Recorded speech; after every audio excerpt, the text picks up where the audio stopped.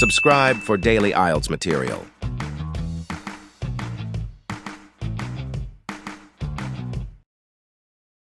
Section 1. You will hear a conversation between Annetta and Charlotte, first-year university students, and Bill, who works for the Student Union Employment Service. First, you have some time to look at questions 1 to 5.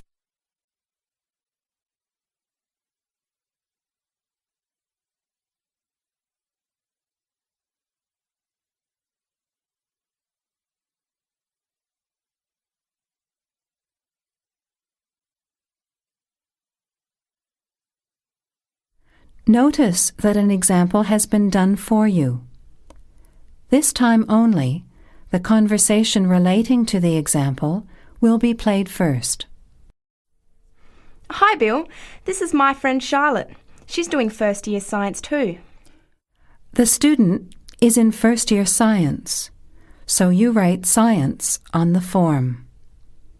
Now, let's begin. Answer the questions as you listen. You will not hear the recording a second time. Listen carefully to the conversation and answer questions 1 to 5.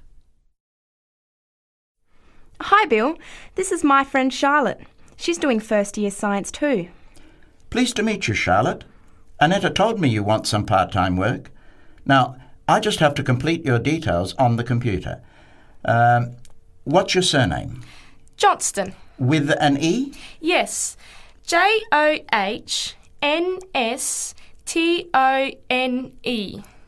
I know that you live in the Heathfield Street student residence, but I can't remember the street number there. It's 126. 126. Good. And the phone number? Well, actually, I never give people that number because sometimes nobody answers or they forget to pass on the messages.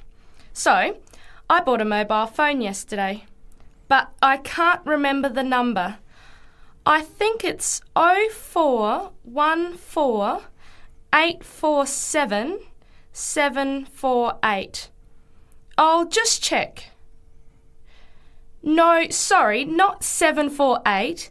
It's 749. 0414 847 749?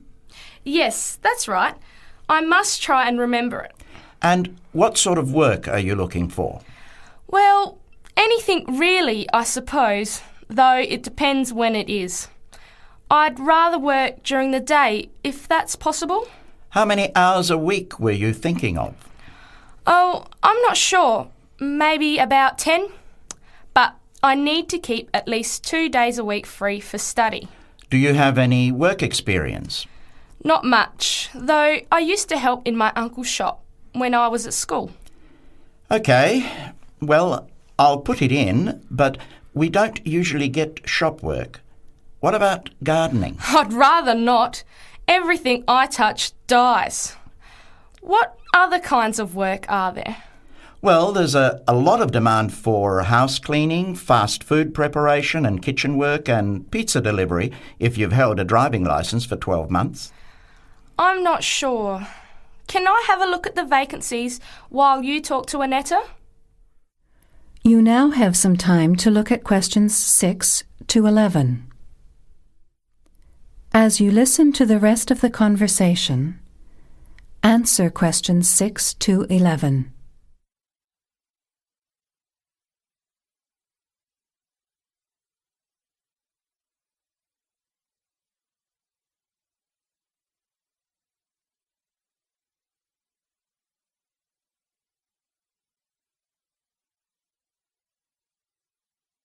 Bill, I'd like to change my job. You're at the Hamburger Express on the High Street, aren't you? What's the problem? Well, I never know what hours I'm going to work. I start at 7 p.m. and I'm supposed to finish at 11 p.m, but sometimes they keep me until 2 or 3 a.m. Yes, that is a bit late if you have to make a 9 a.m. lecture the next day. And the other thing is the pay. They're supposed to pay me on Thursdays, but they never pay me on the correct day, often not until Friday or Saturday. A few weeks ago, I had to wait until Sunday. They said their son was sick, so they couldn't get to the bank, but they're always making excuses. Yes, that doesn't sound too good. Would you be interested in pizza delivery? You need to have a driving licence. Yes, I've got a licence, but I think I'd like to change from working in the evening. Are there any day jobs available? Well, as I told Charlotte, there are several cleaning and gardening vacancies. And this childcare job that just came in this morning. Do you like children? Yes, I do, actually. What's the job? Let's have a look.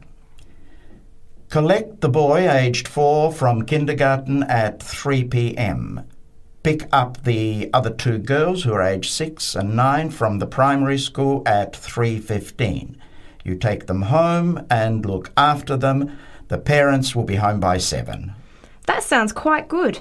What about the pay? It's the same as you're earning now, 4 hours a day, Monday to Friday, so 20 hours a week. You need to contact Mrs. Alicia Thompson. Her phone number is 91045629 and she lives in Springfield. I've never been to Springfield. I hope I don't get lost. Don't worry. It sounds quite straightforward. Let's have a look at the street directory.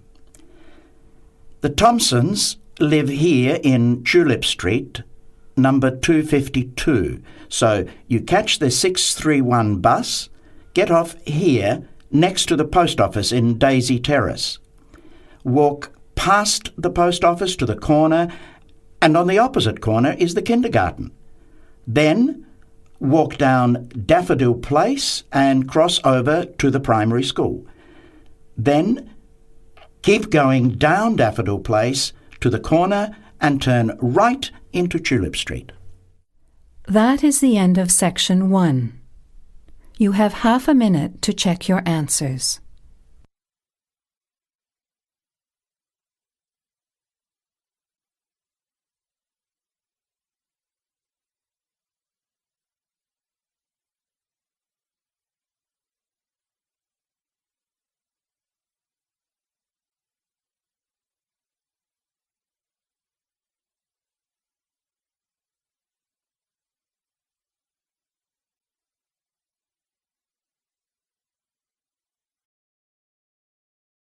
Now turn to Section 2.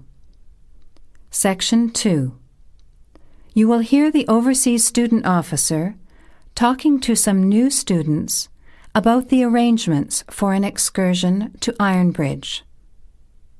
Before you hear the talk, you have some time to look at questions 12 to 16.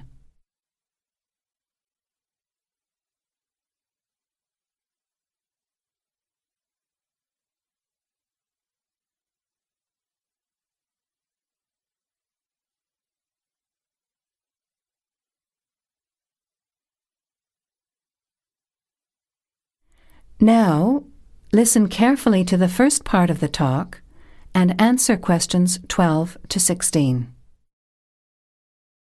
Hello everyone, my name is Pamela Sutcliffe and most of you already know that I'm the Overseas Student Officer here at Salopian Technical College. Next Tuesday, the 28th of September, we have arranged an excursion for all new students to the important historical town of Ironbridge. We are hoping you'll all come, because not only is the history of Ironbridge very important and interesting, but also an excursion like this is a relaxed and fun way to get to know each other. Ironbridge is about 55 kilometres from here, and we'll be travelling by the college bus, which holds 40 people. If there are more than that, we'll bring a couple of staff cars as well, though I might ask you to indicate on the list if you have a car and would be willing to take a couple of passengers. The list I'm referring to is up there on the student notice board, and if you would like to come on Tuesday, would you please add your name as soon as possible? By the way, could you please print your name clearly? I know some people have wonderful signatures, but often I'm afraid I can't read them, which can cause problems. So if we need extra transport and you could bring your car, can you tick the car column next to your name? Could you also add your student number and your telephone number, just in case there are any last-minute changes and we have to contact you? The other information I need to give you is about lunch. There's a very nice little restaurant in Ironbridge which gives a 15% discount to the college when we bring groups. That means lunch is only about £4, and they do good vegetarian meals too, so it's usually no problem for those of you on special diets.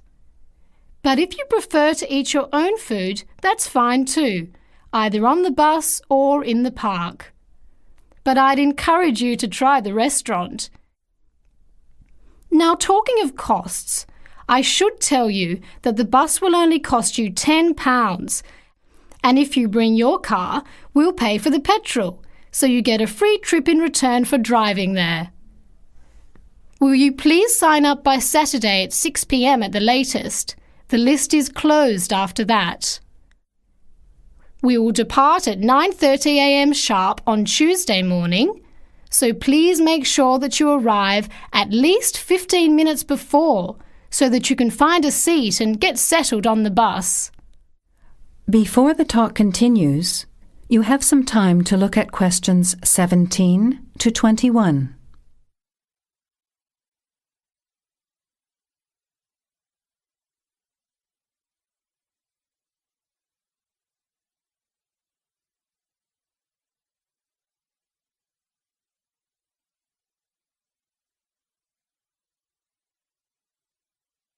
Now, as the talk continues, answer questions 17 to 21. The college bus garage is behind the engineering workshop. It's quite easy to find. If you come here to the Student Union building, then walk east down the avenue until you get to the childcare centre on your left, and then turn left and walk past the sports centre and the tennis courts, which are both on your left. Cross over Central Square, and opposite you is the engineering workshop. Walk around the back and you'll see the bus.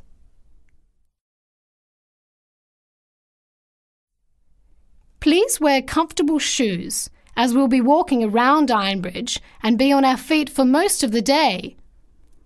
Wear a warm jacket, and you might like to bring an umbrella and a backpack to put them in if the weather's warm and sunny, which we hope it will be, but of course we can't guarantee that. Certainly bring your cameras and any snacks or drinks for the bus journey there and back, which should take about an hour and a half each way. You should all check the notice board on Monday, and we'll also put a note in your mailbox to confirm arrangements, so don't forget to check it. Now, why are we visiting Ironbridge? Well, Ironbridge, as the name suggests, has got the original iron bridge. That is, the first ever iron bridge in the world. It was the birthplace of the Industrial Revolution, and for 40 years it led the world, as Britain changed from an agricultural society into an industrial one. It's hard to imagine today that this pretty, sleepy little tourist town was one of the most important places in England for over a century. Just imagine, 200 years ago, people from all over Europe and even North America came to Ironbridge to learn about what was then the latest technology. Today it is listed as a World Heritage Site by the United Nations, as they consider the unique collection of industrial monuments rank it alongside the Grand Canyon, the pyramids, and the Great Barrier Reef. One place that's fun to visit is Blist Hill, which is a reconstruction of a small Victorian industrial town where people are working and living as they did 100 years ago. I hope you'll enjoy the day. It's been a very popular excursion in previous years, so I'm looking forward to going again next Tuesday. Now don't forget to put your name on the list as soon as possible. That is the end of Section 2. You have half a minute to check your answers.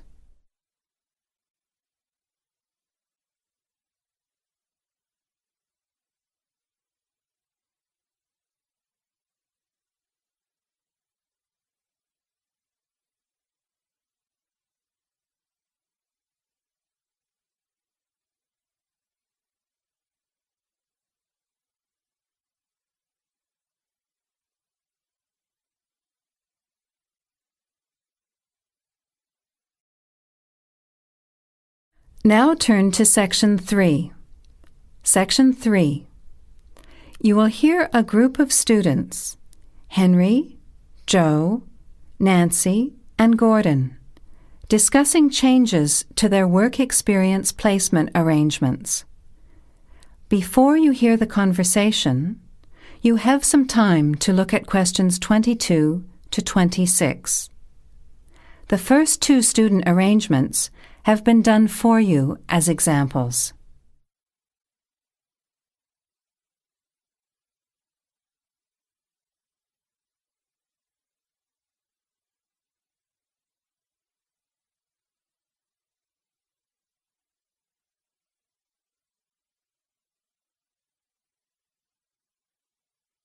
Look, there's the notice that Professor Jones told us he'd be putting up confirming the details of our work experience placements. But I thought that was already arranged. No, he said he'd have to check with the companies that the days we preferred were okay for them. Let's see if any have changed. Teresa's not here today, but her name's first. It says the Uni Bookshop, Friday mornings starting on the 23rd of March. So nothing's changed. I'll let her know. What about Manuel? He's not here either. Is he still going to the music store in the high street? If it's mainly music, yes, he's still down for that on Friday afternoons starting on the 9th. The day's different. It's changed from Tuesday mornings. But that's okay. I'll tell him. He'll really enjoy listening to music all day. Now, where's my name? Henry. Here it is. I'm going to the beauty shop, and I said I preferred Thursday afternoons. Oh, good, that seems okay. And my start date hasn't changed either. Joe, what day did you opt for? I'm going to Highway Hotels on Monday mornings. Yes, that's okay. And starting on Monday the 12th of March.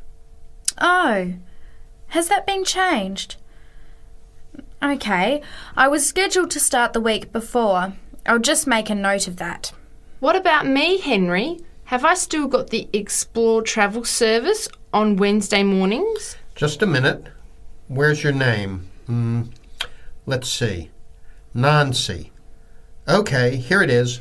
Explore travel on Wednesdays, yes, but afternoons, and starting date is Wednesday the 14th of March. Has the date changed? No, not the date, just the time, which is fine. I'll get to sleep in. You lazy thing, Nancy. Chris's name is next on the list. Gorgeous Gowns Fashions. What a name. Yes, it sounds good, doesn't it? I'm hoping he'll bring me some free samples. So, has he still got Wednesday mornings? Yes, Wednesday mornings starting on the 14th of March. Okay, I'll tell him when I see him tonight that his arrangements haven't changed. Gordon, what about you? I chose that software company that makes computer games. I can't remember its name, but I asked for Tuesday afternoons. Oh, yes. Here it is.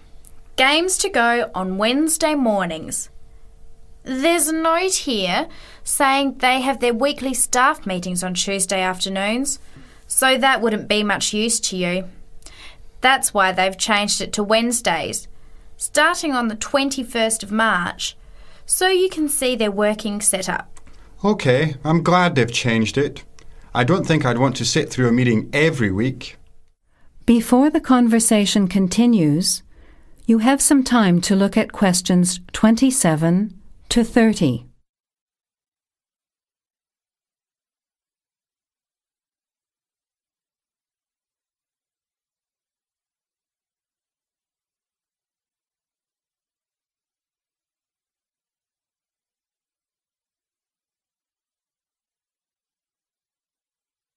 Now, as the conversation continues, answer questions 27 to 30.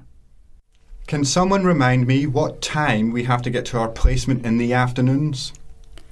It says here, mornings start at 9 a.m. and afternoon sessions at 1 p.m. Oh, that's a shame. I thought Professor Jones was going to change it to 9:30 a.m. and 1:30 p.m. Yes, he did say that he'd try to make it later, but obviously that wasn't possible. By the way, just in case, what happens if we're ill or something and can't make it? Do we phone the college or the place we're going to? I think we have to phone the company first and then the college. Didn't you get the information sheet about work experience at our last seminar? No, I missed it because I had to go to the dentist. What else did it say?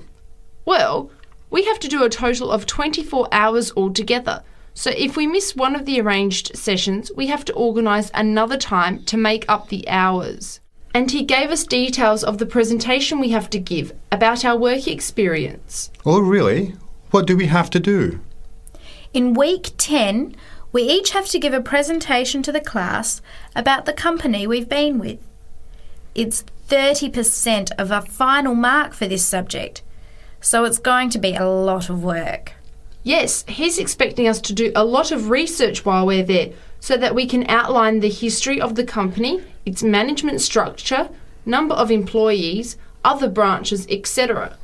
And he said we should use lots of visuals such as diagrams and flowcharts during the presentation.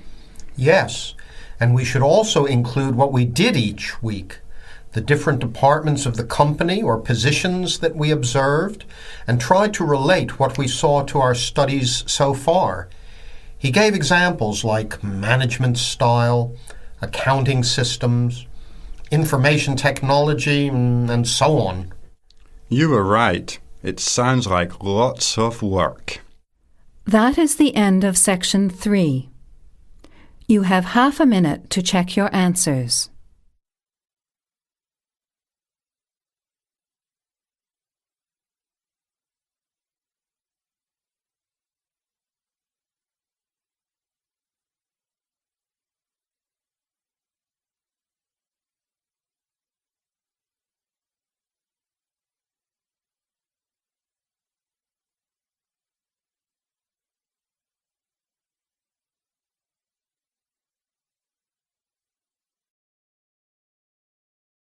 Now turn to Section 4.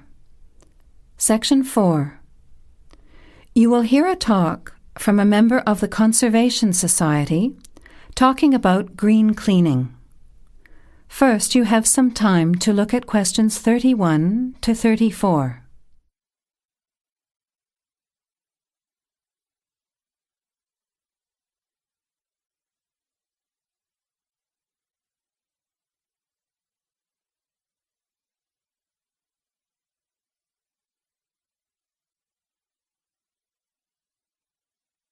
Now, listen carefully to the talk and answer questions 31 to 34.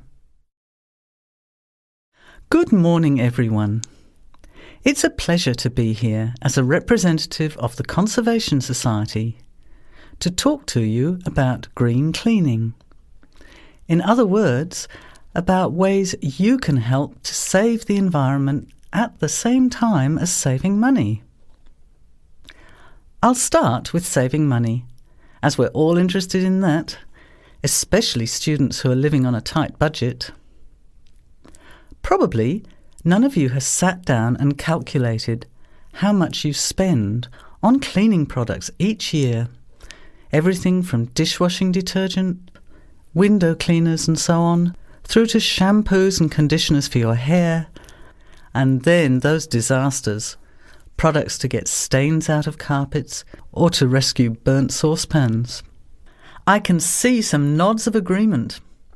Even if you don't spend a lot of time on housework, you'd end up spending quite a lot of money over a period of time, wouldn't you? We can save money on products and also use products which are cheap, biodegradable, and harmless to the environment. These I will call green products. Unfortunately, most cleaning products on sale commercially are none of these, and many of our waterways and oceans are polluted with bleach, dioxins, phosphates, and artificial colourings and perfumes. Also, think how many plastic bottles each household throws away over a year. They'll still be around in landfill when you are grandparents. So we often feel there's nothing we can do to make a difference, but we can. The actual recipes are on handouts you can take at the end of the talk. The sorts of ingredients I'm referring to are things like bicarbonate of soda, eucalyptus oil, ammonia, vinegar, lemons, pure soap. Lastly, many people find they are allergic to modern products. So for all you asthma sufferers, keep listening. Nothing in these recipes should cause you any problems. An end to itching and wheezing. Now you have some time to look at questions 35 to 40.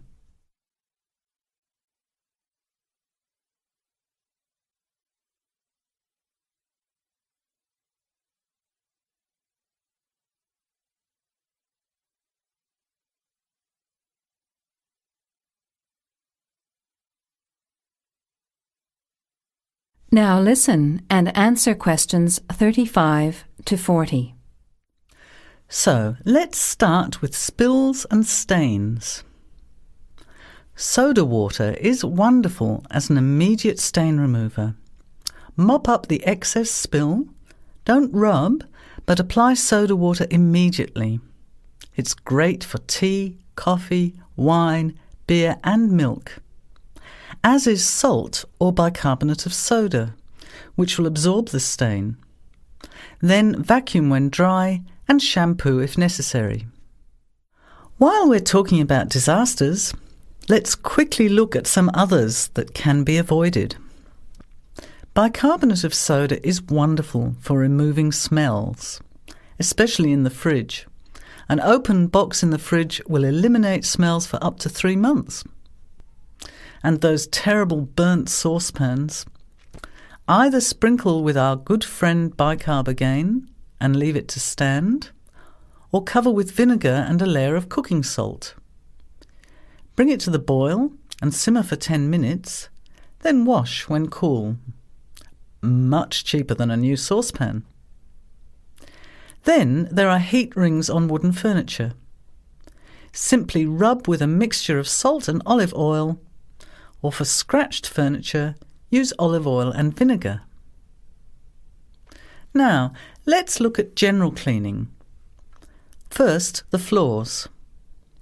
If your floor covering is made of slate, cork or ceramic tiles or lino, it probably only needs a mop or a scrub with vinegar in a bucket of water. Carpets can be shampooed using a combination of pure soap, washing soda, cloudy ammonia and some boiling water.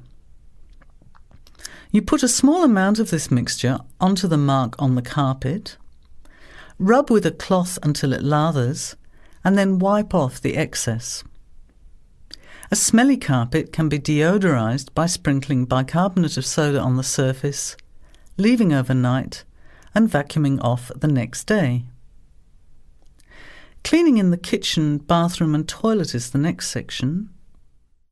That is the end of section 4. You now have half a minute to check your answers.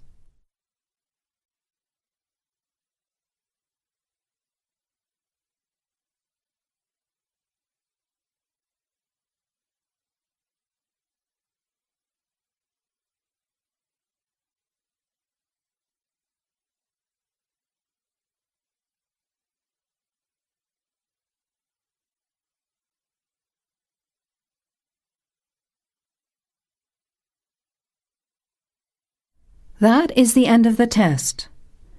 Now, check your score.